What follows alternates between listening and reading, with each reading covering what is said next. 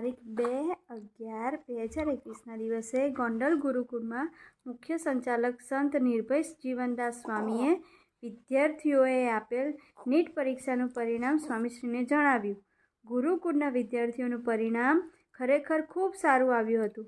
તેનું એક કારણ જણાવતા તેમણે કહ્યું, સ્વામી, અહીં શિક્ષકો સારા છે. અંદરો-અંદર ખટપટ કુસંપ વગેરે નથી, સંપ છે. સ્વામીશ્રી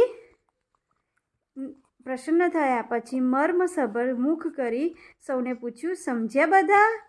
પછી પોતે જ ઉત્તર આપતા કહે, સંપ જુઓ, સંપથી કેવું કામ થયું છે. સંપથી સામાન્ય હોય તોય ઉપર આવી જાય, અને કુસંપ હોય તો મોટી મોટી કંપનીઓ હોય તોય ધૂળ ધણી થઈ જાય.